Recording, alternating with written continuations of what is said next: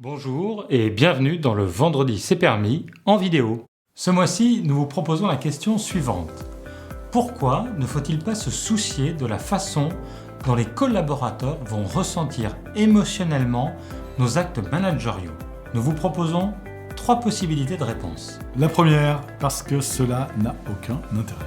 Parce que chacun doit avoir la liberté de ressentir des événements avec sa sensibilité.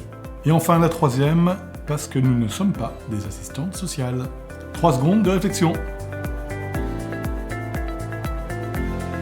La réponse à cette question était la 2.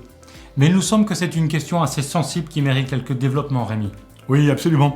Lorsqu'un collaborateur surréagit, c'est que généralement son manager lui a dit quelque chose d'un petit peu difficile. Pour autant, le rôle du manager, c'est pas d'être en fuite face aux messages difficiles. C'est de déterminer si c'est pertinent, et si factuellement c'est pertinent, il doit rencontrer son collaborateur quand bien même il sait que celui-ci risque de pas très bien vivre l'entretien.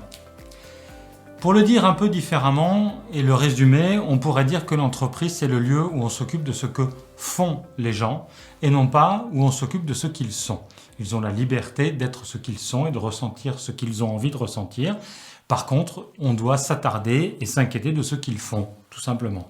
Oui, absolument. Donc soyons extrêmement vigilants sur la manière dont nous disons les choses. Si jamais nos collaborateurs les vivent pas très bien, peut-être faudra-t-il les rencontrer pour évoquer précisément ce sujet. Rien de plus. Tout à fait. En sachant qu'on peut les rencontrer, mais ça ne changera pas nos décisions et nos actes managériaux. Et vous, qu'en pensez-vous? Bonne réflexion. Le vendredi c'est permis en vidéo est terminé.